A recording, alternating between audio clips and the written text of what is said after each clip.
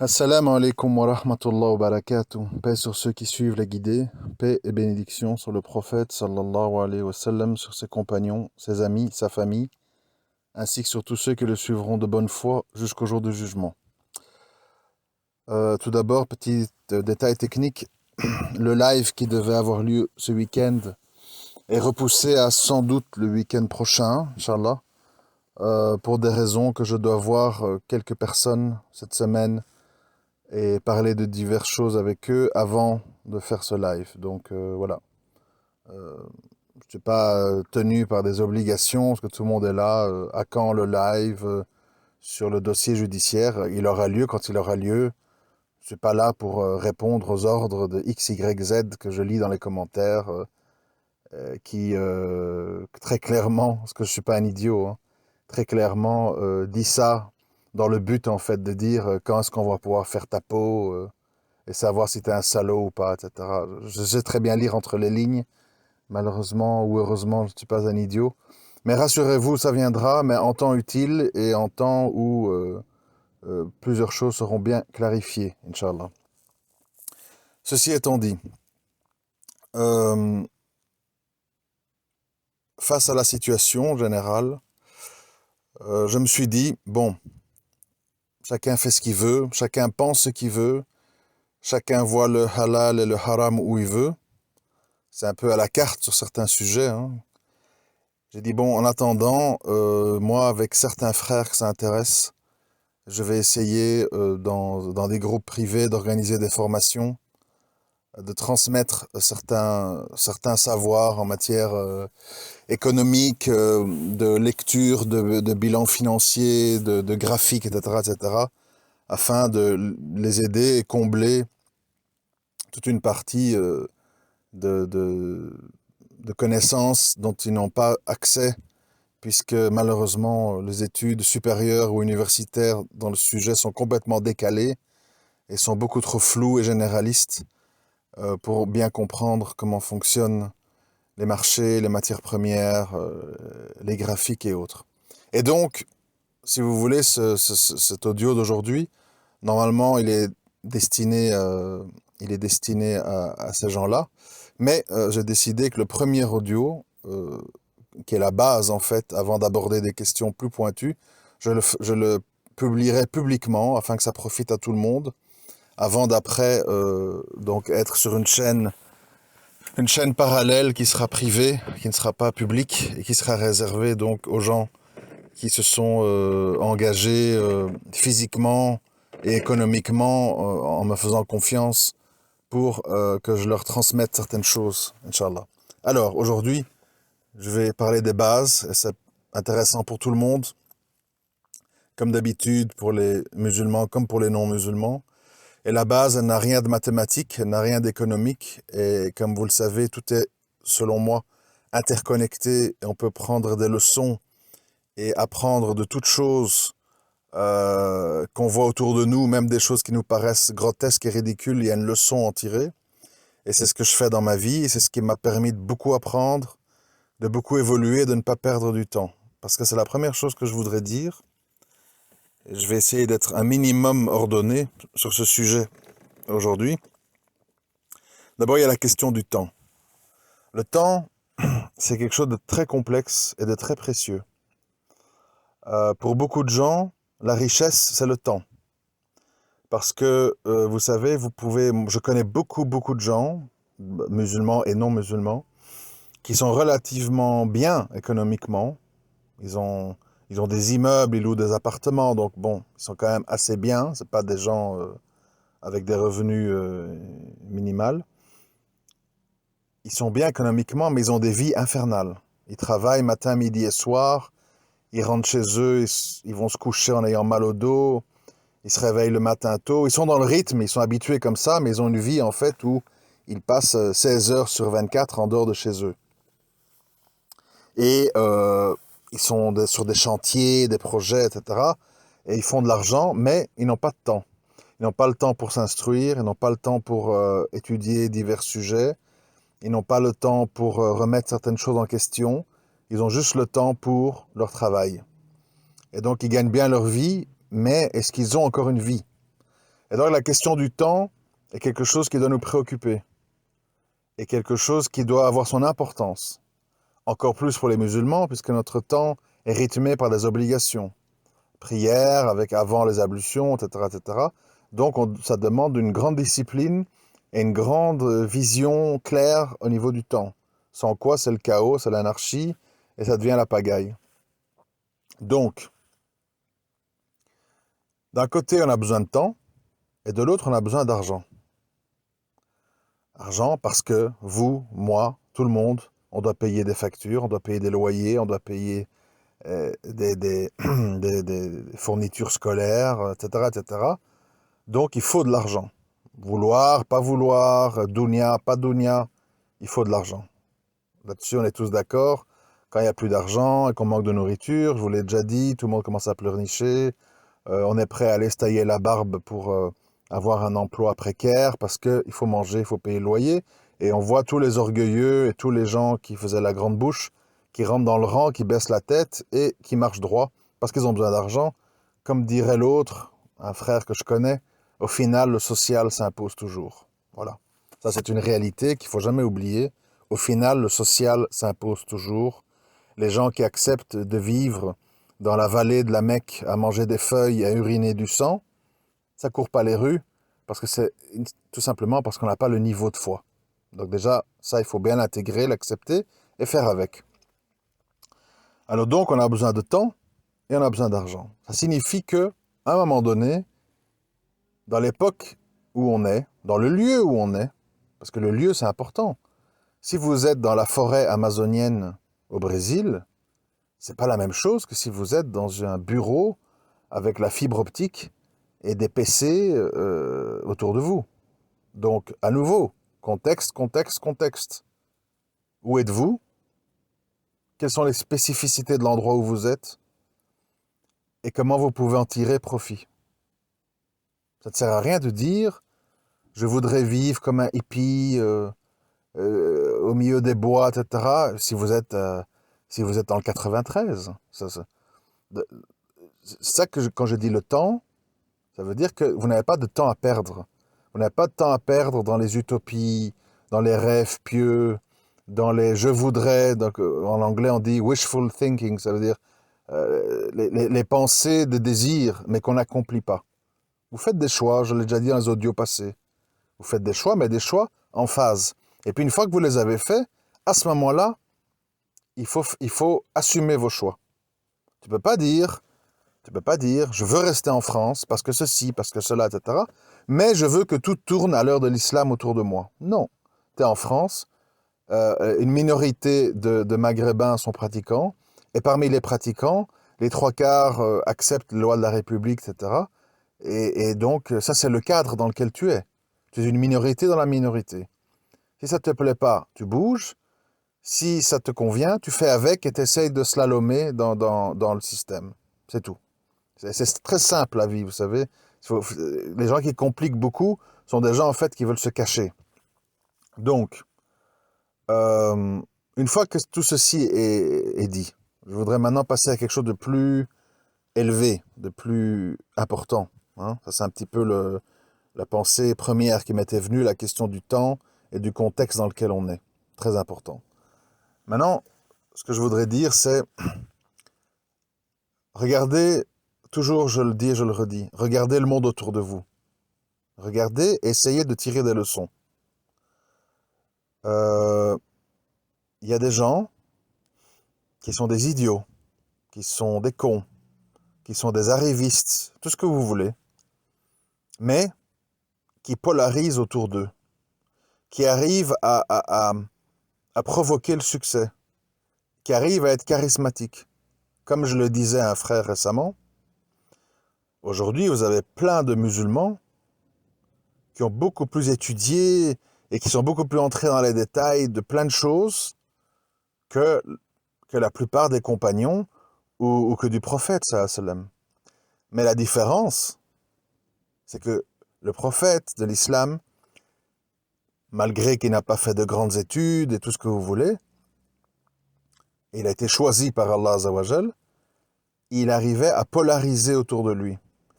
Et qu'est-ce que je veux dire par là? Vous allez voir où je veux en venir.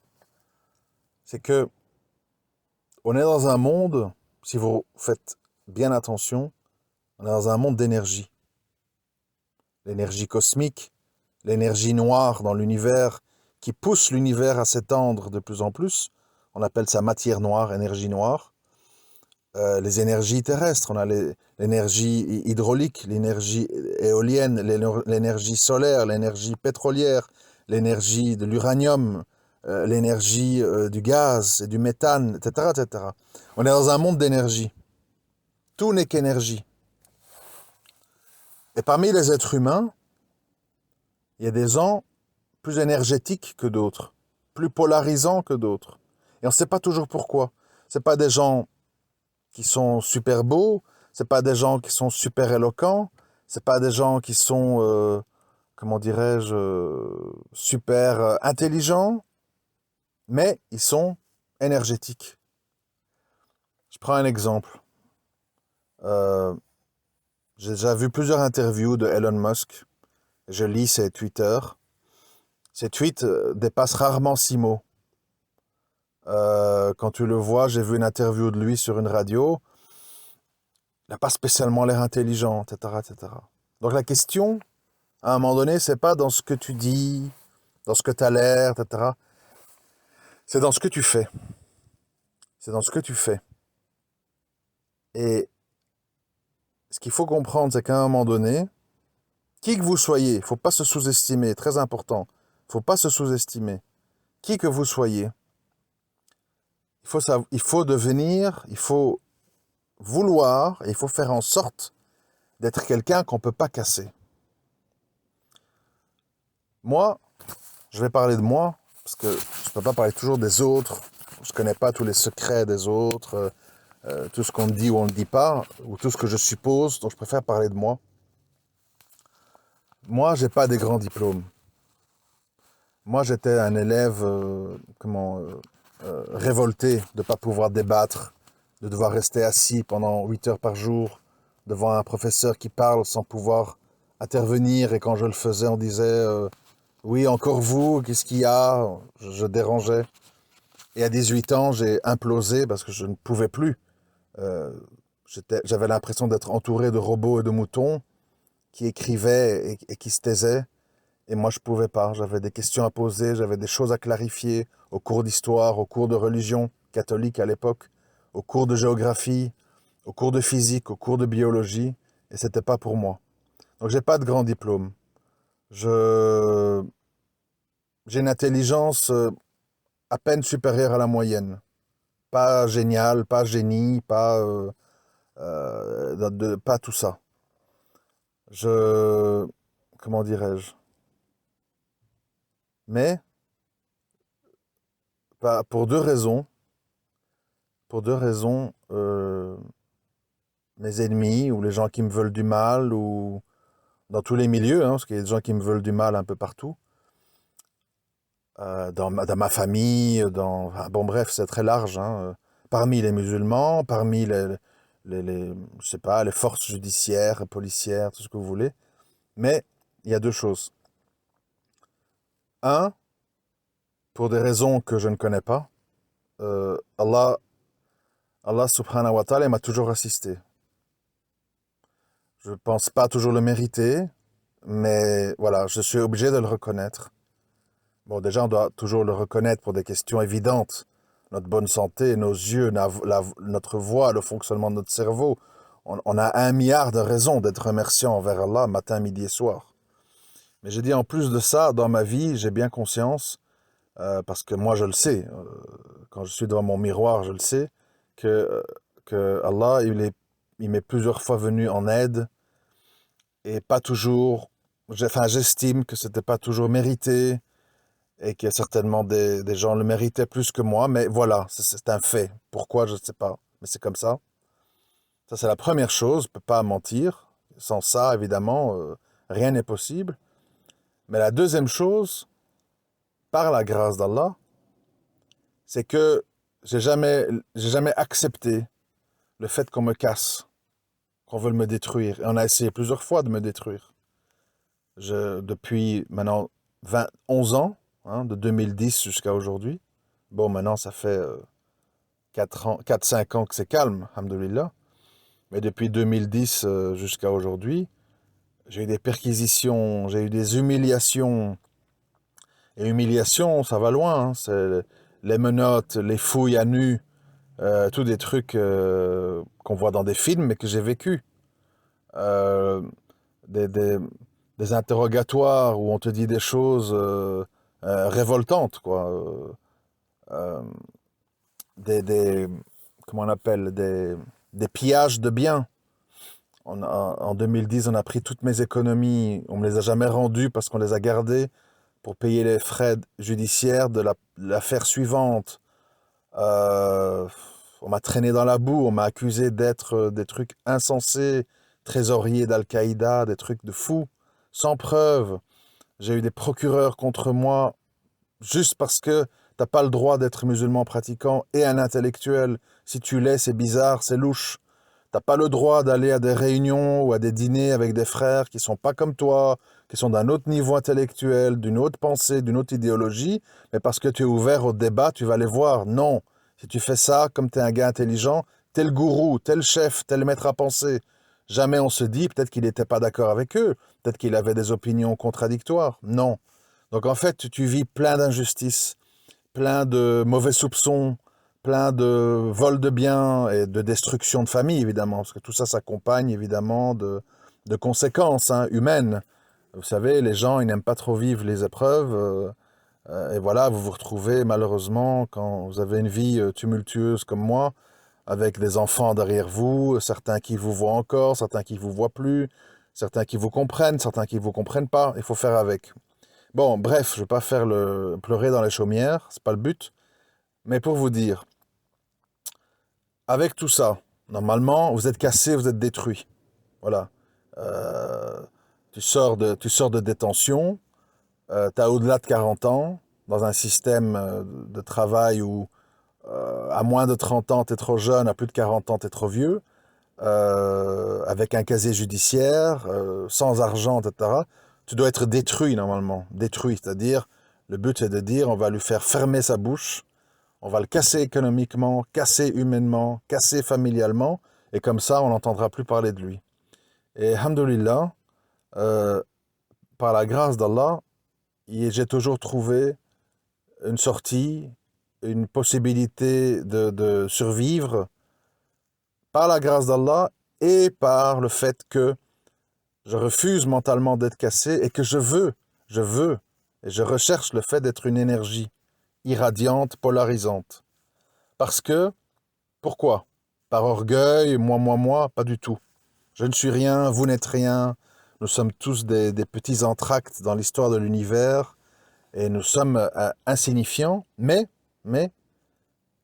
en tant que croyant, en tant qu'être humain, en tant qu'être sensé et doué d'intelligence, j'estime, pour moi, mais ça doit être le cas pour vous aussi normalement, j'estime que ma vie, elle doit avoir un sens. Je n'accepte pas l'idée que ma vie, c'est manger, dormir, vivre deux, trois passions, écouter de la musique, jouer aux jeux vidéo et attendre de mourir. N'accepte pas. Il faut quelque chose de plus. Il faut arriver à créer un mouvement autour de soi. J'ai remarqué dans ma vie une chose, que les gens aient étudié ou pas, qu'ils soient blancs ou noirs, qu'ils soient n'importe quelle religion, la plupart des gens, ils n'arrivent pas à, comment dirais-je, ils n'arrivent pas à être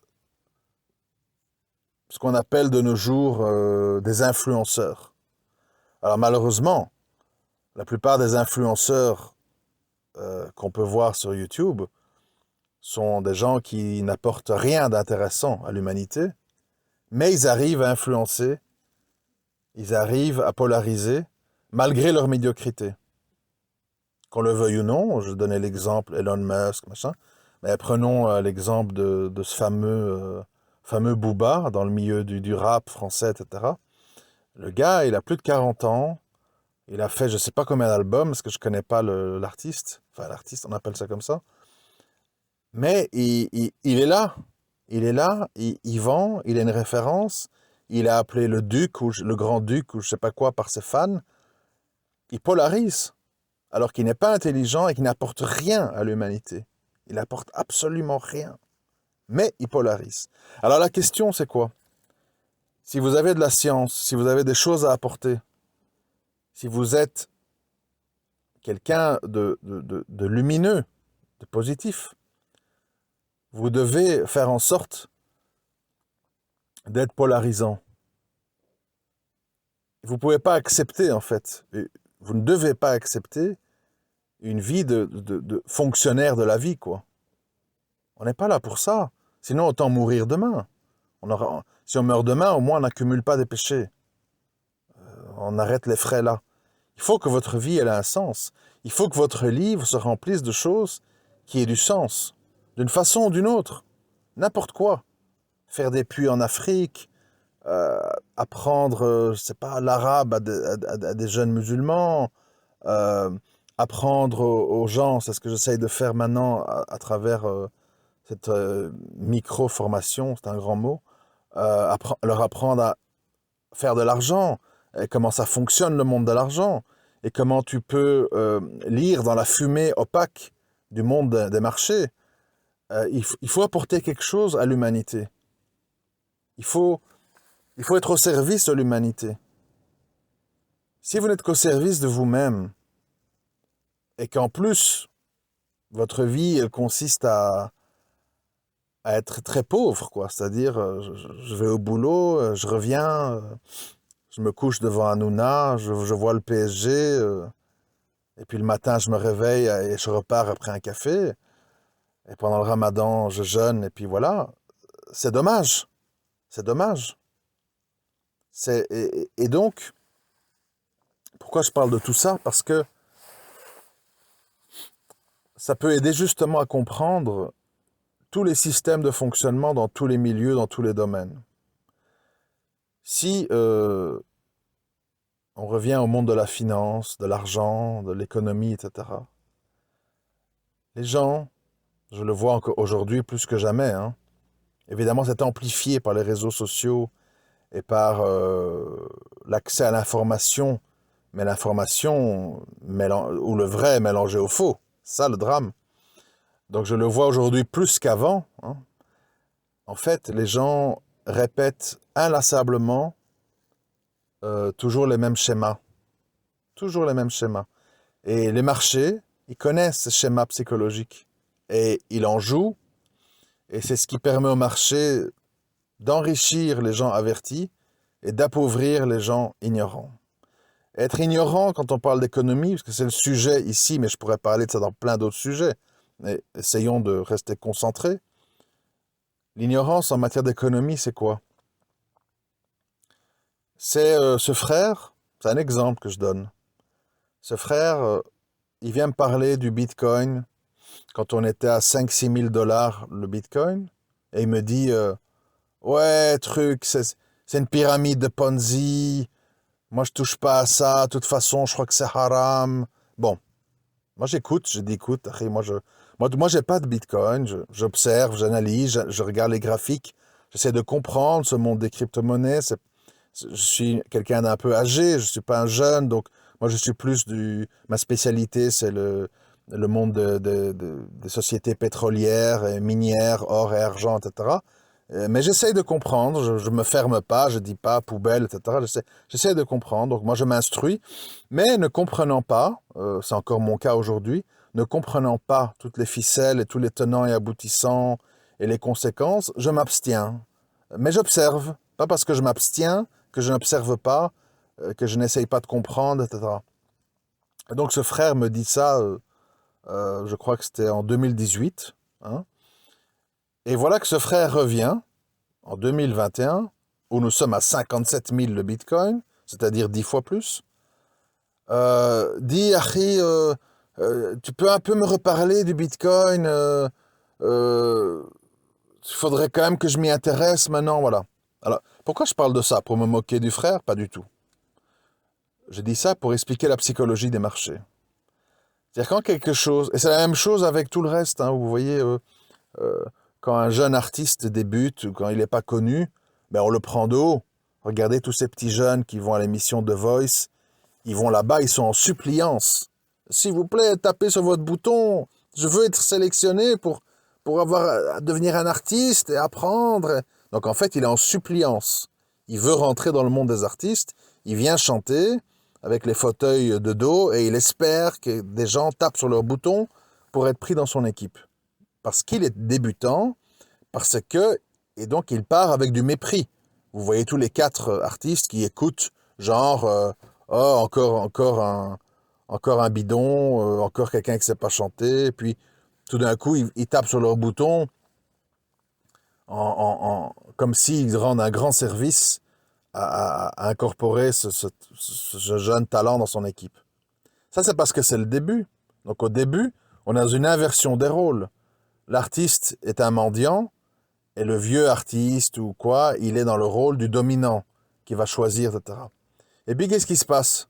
Quand cette personne devient connue, qu'elle fait des concerts, qu'elle gagne des millions, etc., à ce moment-là, cette même personne qui était un mendiant devient un dominant qui dit « je vais t'offrir des places backstage, tu auras des autographes, non, non, non, j'ai mes gardes du corps ». Il devient lui-même quelqu'un de distant et quelqu'un qui n'est plus en suppliance. Donc je dis ça pourquoi? Parce que pour comprendre que dans la vie, les rôles, ils basculent. Les rôles basculent. Dans l'économie, les choses basculent. Et quand vous avez tout le monde qui dit c'est bien, quand vous avez tout le monde qui vous dit comment on peut acheter un bitcoin, où est-ce que je dois ouvrir un compte, etc. C'est là qu'en tant que personne instruite en économie, vous dites aïe, attention, on est en présence d'une bulle, une bulle qui peut monter très très haut. Je l'ai déjà dit dans d'autres audios. Le bitcoin, il peut arriver à 100 000, 200 000, 300 000 dollars le bitcoin. C'est très possible. Mais ce qui est certain, c'est qu'à un moment donné, on va avoir une explosion à la baisse et dans lequel il y aura beaucoup, beaucoup, beaucoup de déçus, de gens ruinés, de gens déçus. Et donc, en fait, le schéma économique, c'est ça que je veux que vous reteniez maintenant, parce que j'ai beaucoup tourné autour du pot, mais parce que je voulais introduire ma façon de penser. L'économie, elle fonctionne comment? Création, destruction, dans tout. Ça veut dire, pour croître, j'ai besoin d'attirer des investisseurs qui croient dans mon projet, qui achètent mes actions, mes tokens pour les cryptos, etc. Et ça fait monter les cours. Et comme les cours montent, eh bien, je vends des actions, je peux racheter des sociétés, je peux m'agrandir, on parle de moi, je rentre dans des indices, etc. Puis, à un moment donné, il y a le point de saturation, c'est-à-dire quand une société a tellement grandi qu'elle arrive à un point où le fait de se maintenir et de ne plus croître, c'est déjà tout un travail, parce qu'elle est déjà grosse, elle emploie 11 000 employés, elle est présente dans 54 pays, etc. Ça devient compliqué d'avoir de la croissance à 20, 30, 40%. Donc ça devient une valeur conservatrice, stable, qui en général intéresse des gens qui veulent surtout conserver leur argent et pas tellement en gagner. Et donc le public change. Et donc ce que je veux dire, quand on prend tous ces domaines, le pétrole, l'or et l'argent, les cryptos, les semi-conducteurs, les services, les logiciels de surveillance, enfin, il y a des milliers de secteurs dans l'économie, il faut comprendre que l'argent est un petit peu, vous voyez, quand vous voyez un documentaire sur la mer, vous voyez comme ça 3, 4, 500, 1000, 2000 poissons qui nagent ensemble et qui vont tout d'un coup à droite, tout d'un coup à gauche. Les oiseaux font ça aussi. Ils nagent, ils volent et ils nagent en meute. Et ils prennent des directions tous en même temps. Et les marchés, c'est ça en fait. Les marchés, c'est sur ça qu'il faut se concentrer. C'est pas sur le bruit et la fumée. Les gens, les articles, les revues, les rumeurs, les analystes boursiers, les gérants de fonds de pension, les gérants de hedge funds, tous ces gens font du bruit. Et croyez-moi, je sais que ça peut paraître un peu orgueilleux ce que je vais dire, mais croyez-moi, la plupart des gérants de fonds de pension et les gérants de hedge funds sont pas des gens intelligents, sont pas des gens qui comprennent et qui creusent. Non, c'est des gens qui se contentent de capter de l'argent chez des riches et de suivre la tendance pour essayer de ne pas perdre d'argent et de gagner avec les autres. Et ça, c'est l'époque dans laquelle on est aujourd'hui. C'est une époque où les capitaux se focalisent sur certains secteurs à un certain moment donné, tous ensemble. C'est-à-dire, je prends un exemple, on dit l'action Tesla, elle vaut intrinsèquement 300 $ l'action, par exemple. Elle vaut ça. Et puis, il dit, bon, je l'ai acheté à 100, je vois qu'elle va à 300, je vends. On est arrivé à un prix de maturité, voilà, elle va plus beaucoup grandir, elle va plus beaucoup monter, puisque c'est la valeur de l'action, je l'ai achetée quand elle était sous-évaluée, sous-cotée, pas encore connue. Voilà qu'elle arrive à son prix, au target price, hein, comme on dit, je la vends. Et puis vous voyez 350, 400, 450, 500, 550, 600, 700, 800, 900. Vous dites, mais c'est pas possible, on m'avait dit qu'elle valait 300. Ben oui, elle vaut 300. Mais, pour toute une série de raisons, plusieurs gros acteurs du marché ont décidé qu'ils allaient surpayer cette société parce qu'elle monte et qu'elle fait que monter et que ses rapports trimestriels sont encourageants et que donc on anticipe et que on paye le prix de 2025, de 2026, de 2027 aujourd'hui parce qu'on veut être les premiers dessus. Et c'est comme ça que vous avez la création de bulles. Quand on fait des projections à 5 ans, à 10 ans, qu'on veut les anticiper et que tout le monde se suit. Parce qu'on dit, attends, moi je me suis fait avoir une fois, hein, j'ai vendu mes actions Tesla à 300 $. Maintenant j'ai dû les racheter à 375. On est à 450, moi je ne les vends plus. Hein. On m'a eu une fois, pas deux. Et puis, comme tout le monde se dit ça, eh ben ça monte, ça monte, ça monte, ça monte. Ça, c'est au niveau d'une société, mais après, il y a des secteurs. En ce moment, par exemple, les semi-conducteurs, il y a pénurie, on est à des plus hauts historiques, c'est des actions de sociétés qui ont fait x10, x20, x30, et ils ne les lâchent pas, parce que ce sont leurs sociétés gagnantes. On ne va pas vendre un gagnant pour aller sur un perdant. Et c'est comme ça que vous avez des bulles. Maintenant pourquoi je dis ça? Parce que nous, en tant que petits, on est obligé d'essayer de lire entre les lignes et de comprendre ce qui se passe. Aujourd'hui, on a plein de bulles. Alors, tu as le choix. Ou tu es un grand investisseur et tu as des gros moyens et tu peux te permettre de perdre un peu et tu as des assurances. Enfin bref, tu as toute une série de mécanismes qui font que tu peux faire ça. Tu rejoins la bulle et tu suis la tendance. C'est ce que la plupart des gens font. Mais le problème, voilà pourquoi c'est important de comprendre ça, quand les gros se retirent, ils le font doucement. C'est-à-dire qu'ils vendent un certain nombre d'actions tous les jours, qui sont mélangées au volume, et ils baissent leur participation. Et au final, quand la musique s'arrête, il reste qui? Tous les particuliers qui ont pris le train en marche de Amazon, de Facebook, de Twitter, de Netflix, etc., et qui se retrouvent seuls dans la barque et qui disent « Quoi? Ça baisse de 10, de 15, de 20? Je vais tout perdre, je vends. » Et on se retrouve avec moins 50%. Et quand c'est à moins 50%, que tout est ravagé, qu'on remet tout en doute, etc., reviennent les fonds de pension, les hedge funds, qui rachètent tout ce qu'ils ont vendu en haut à moitié prix, et on est reparti pour une hausse. Les particuliers, dégoûtés de leurs pertes, ne sautent plus dans le train en marche. Ah non, c'est bon, hein, j'ai perdu assez d'argent, il redémarre, mais j'y crois plus. Ça remonte, monte. Ah zut, ça remonte. Je vais quand même rentrer. Et il remonte de nouveau quand c'est trop tard. Et tout le système économique fonctionne comme ça. Et donc, qu'est-ce qu'il faut comprendre? Soit tu es un suiveur, soit tu es un précurseur, soit tu es un enclencheur. Suiveur, suivre les tendances et arriver trop tard. Et en général, tu gagnes un peu ou tu perds parce que tu n'as pas les armes, tu n'as pas l'information pour être dans le bon timing. Précurseur, c'est super, mais c'est risqué. Parce que, par exemple, tu peux dire, on est en 2018. J'estime que les actions pétrolières sont sous-évaluées, il va y avoir une remontée, il y a de l'argent à se faire, mais peut-être que cette remontée n'arrivera pas avant 2021. Pendant 3 ans, tu n'as rien produit, parce que tu as eu raison trop tôt.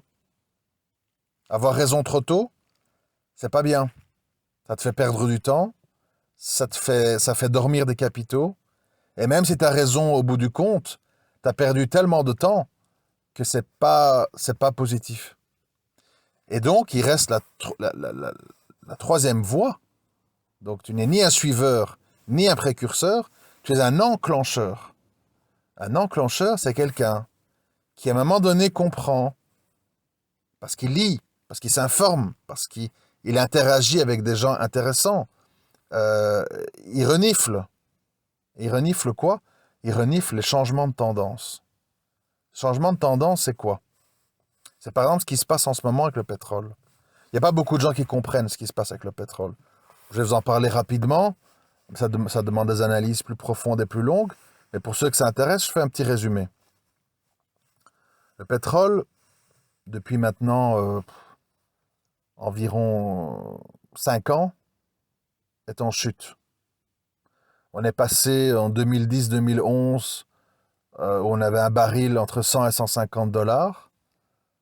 On a terminé en mars 2020, donc 10 ans plus tard, à 30 dollars le baril. Vous voyez, de 120 à 30. Imaginez-vous le gouffre pour les sociétés qui produisent des millions de barils par jour. Ça fait un bouleversement économique monstre. Qu'est-ce que ça a comme conséquence?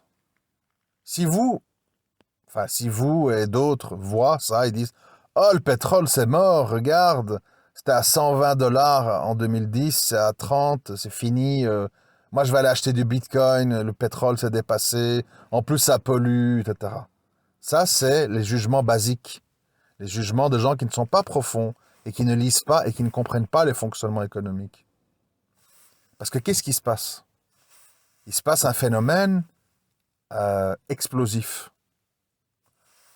Le prix du pétrole a descendu tellement longtemps et tellement fort qu'il y a beaucoup de sociétés qui produisaient du pétrole, euh, par exemple dans les pétroles de schiste au Canada, enfin bitumineux au Venezuela, en Amérique, qui ont tout simplement fait faillite, ont revendu leurs parcelles à des grosses firmes ou ont dû liquider parce il y a eu des recovery, les banques qui ont repris les choses parce qu'ils avaient des dettes, etc. Enfin bref, ils sont détruits, donc c'est des millions de barils produits en moins tous les jours parce que toutes ces sociétés n'ont pas survécu à cette chute. Ça, c'est la première étape.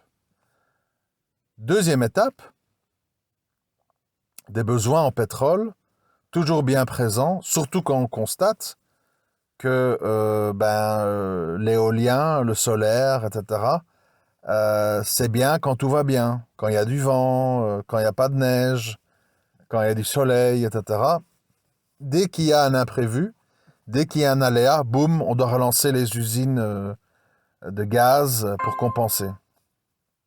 Et donc le pétrole est toujours très nécessaire. Si vous regardez autour de vous, sur 100 voitures, vous avez encore 99, 95 voitures 100% diesel ou essence, qui ne sont pas électriques ou hybrides, etc.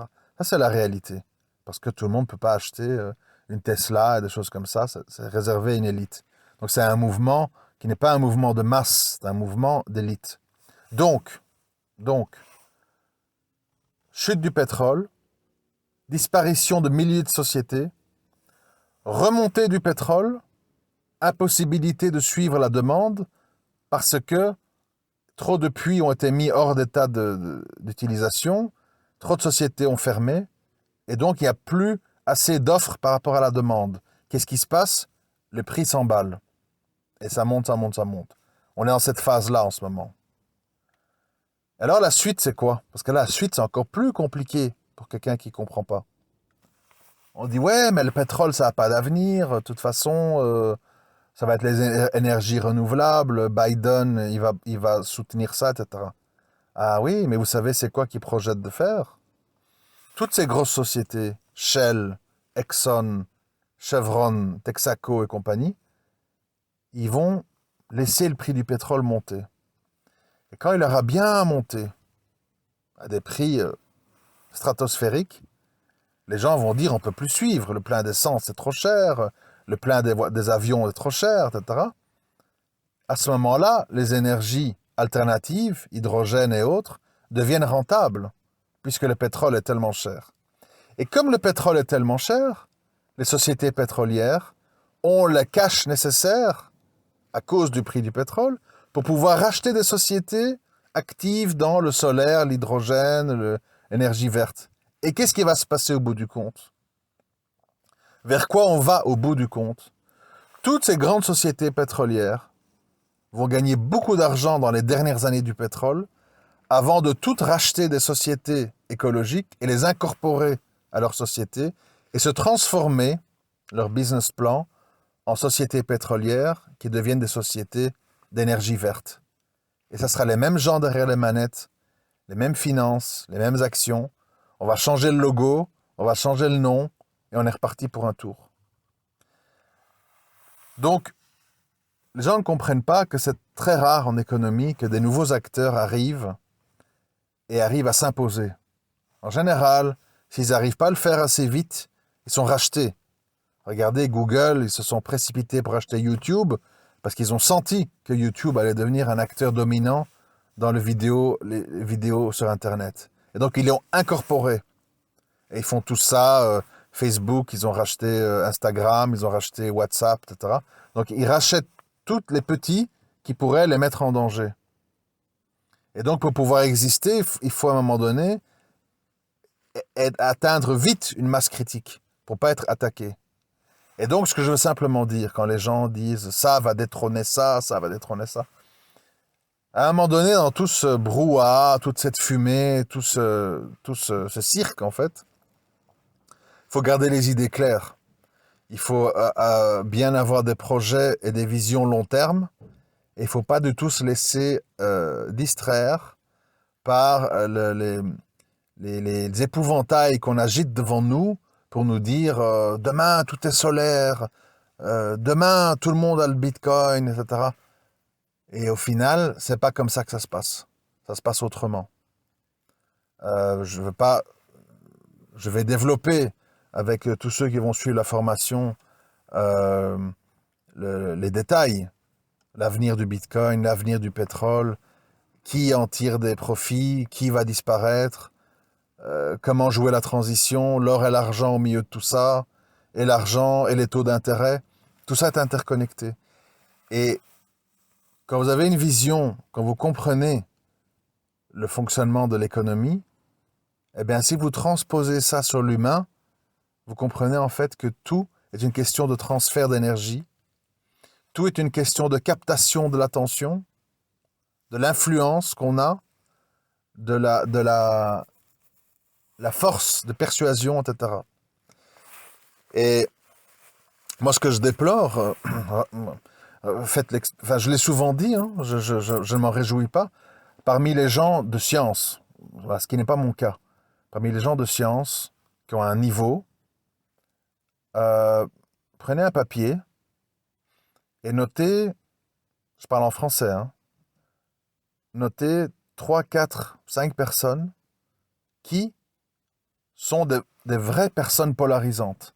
C'est-à-dire qu'on arrive à les écouter 1 heure, on a notre attention captée par ce qu'ils disent, ils traitent de sujets de notre quotidien, dont on se sent concerné, ils ne sont pas lassants, ils ne sont pas gnangnans, ils ne sont pas bisounours, ils ne sont pas pontifiants ou trop théoriques. Prenez un papier et cherchez à noter 5 noms. Vous allez voir, vous allez avoir beaucoup de mal. Beaucoup, beaucoup de mal. Et c'est ça, le monde d'aujourd'hui. Et il faut se battre pour ça. Vous devez faire en sorte d'être des personnes qui, d'une façon ou d'une autre, dans un secteur ou dans un autre, que vous arrivez à peser, que vous arrivez à capter, que vous arrivez à polariser, que vous arrivez à influencer. Et c'est comme ça que vous serez incassable. Et c'est comme ça que vous allez vous remettre des coups qu'on vous donne pour vous saboter dans votre entourage, dans votre famille, par les autorités, etc. Je dis ça parce que moi, je remarque qu'à un moment donné, les gens qu'Allah assiste, qu'Allah encadre, qu'Allah soutient, sont des gens, en fait, qui arrivent à sortir comme un papillon qui vient d'une chenille. Les gens qui arrivent à sortir de leurs conditions, qui arrivent à vaincre leur timidité, vaincre leurs a priori, vaincre leurs tabous. Vous imaginez pas, je ne juge pas, mais je veux quand même le dire, vous imaginez pas le nombre de frères qui disent oui, j'ai pas envie qu'on me connaisse, j'ai pas envie qu'on parle, ne dis pas mon nom, enfin, des attitudes comme ça très fuyantes, fuyantes dans tout. Et tu dis, mais rien, on va tous mourir, on va tous être éprouvés, notre destin il est écrit. On ne demande pas aux gens de se jeter dans le feu, on ne demande pas aux gens de faire des folies, on ne demande pas aux gens de prendre des risques fous. On demande, enfin quand je dis on, moi souvent je demande aux gens de devenir des gens, de devenir des êtres humains, d'être des gens qui pèsent, des gens qui laissent une trace. Et c'est ce qui manque beaucoup à notre époque. On est à une époque où il y a beaucoup de communication, il y a beaucoup de réseaux sociaux, il y a beaucoup d'accès au savoir, beaucoup plus qu'avant, hein. Accès à plusieurs avis, voilà, tout ça. Mais moi, ce qui me traumatise et que je déplore fortement, on manque d'êtres humains. Et pour nous, les musulmans, on manque d'êtres humains avec la mentalité islamique, qui sont chaleureux, qui sont attirants, qui sont intéressants, qui sont revivifiants, qui sont énergétiques, qui te changent ton humeur, qui te donnent envie d'aller de l'avant, qui te donnent envie de revenir vers Allah. Non, on a des gens un peu timides, un peu fuyants, un peu juges, un peu laxistes. On n'a pas de gens chauds qui distillent de la chaleur, qui distillent comme des soleils, un soleil dans le système solaire. On n'a pas de soleil. On a des Plutons, on a des Mars, on a des Vénus. On n'a pas de soleil. Et moi, ce que je voudrais, en fait, à mon petit niveau, c'est de pousser les gens à être des petits soleils. À leur niveau. C'est pas spécialement un grand niveau. Mais si tu as 1000 petits soleils, ah ben ça a un effet. Mais il y a trop de gens, ils vivent pour vivre. Leur vie n'a pas de sens. Personne ne les connaît. Ils ne transmettent rien. Je suis pas, tout ce que je dis, c'est pas des moqueries. C'est le fait de dire si des non-musulmans, comme Elon Musk, comme Booba, enfin il y en a plein chacun dans leur secteur, hein, je connais pas tous les noms, Bezos avec Amazon et compagnie, ces gens en fait ils sont des acharnés dans leur passion, ils bossent, et ils y croient, et on les écoute, et ils influencent, alors que ce sont parfois de sombres idiots. Et nous, on est là avec des sommités ou avec des frères qui ont beaucoup apporté à l'humanité, mais ils savent pas, mais ils sont déconnectés, mais ils n'ont pas le courage, mais ils ont peur, mais... Et ça, c'est pas possible, et c'est une des raisons de notre faiblesse. On manque de soleil, on manque de modèles, on manque de gens qui donnent envie, on manque de gens qui soutiennent ou qui donnent des vraies solutions. Comment faire pour faire de l'argent? Comment faire pour se marier? Comment faire pour un jour faire hijra? Comment faire pour vivre sa religion sans être un vendu, mais sans être un provocateur? Des vraies solutions sur des vraies questions. Et c'est là-dessus qu'il faut travailler.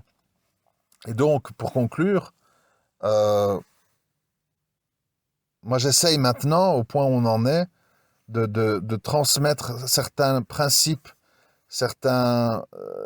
une grille d'analyse la plus précise possible au niveau économique pour aider certains frères qui sont déclassés, qui tournent en rond, qui n'arrivent pas à concrétiser aucun projet parce que ça demande trop d'argent, parce que c'est trop compliqué, parce que ça implique plein de choses, d'un moment mettre la machine en route. Et voilà, c'est ce que je vais essayer de faire, et toujours dans une optique de profondeur, d'interconnexion avec plein d'autres sujets, parce que c'est comme ça qu'on est beaucoup plus puissant et profond.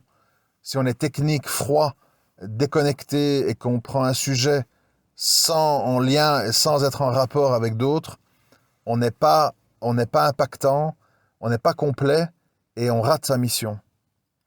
Donc voilà, moi, je souhaite pas non plus avoir trop de monde parce que je peux pas gérer trop de personnes, assurer le suivi et tout et tout. Mais voilà, si des gens sont intéressés, vous savez où me trouver, sur les réseaux Telegram, dans les groupes, etc. Je vais pas courir derrière vous. Moi, je déteste faire ça. Si quelqu'un veut, il vient, marhaba, bienvenue. Quelqu'un veut pas, c'est son droit. Et il a accès à plein d'infos complètement gratuitement. Le groupe Conseil entre frères, Flash News, tous les audios sur ma chaîne, etc. Il y a déjà plein de choses. Pour qui veut aller dans le détail, qui veut aller plus loin et qui estime que j'ai quelque chose à lui apporter, parce que moi, j'ai pas envie de supplier. Si quelqu'un pense que j'ai rien à lui apporter, ça sert à rien. Il faut que la personne pense, le gars, il a des choses à m'apporter. Le gars, je sens qu'il est pertinent, il dit des choses qui me convainquent, qui me touchent. Voilà, c'est ces gens comme ça qui m'intéressent. J'ai pas envie de faire des procès et me justifier et prouver. On n'a pas de temps à perdre, hein, vous voyez. Donc voilà, je vous laisse ici. Euh, J'espère que vous aurez eu la patience d'écouter jusqu'au bout, comme d'habitude. De toute façon, je suis là et actif pour les gens qui sont intéressés, qui sont touchés. Les autres qui viennent en touriste ou qui viennent pour critiquer ou qui viennent pour se moquer, bah, ils peuvent venir, mais voilà, c'est pas fondamentalement eux qui m'intéressent.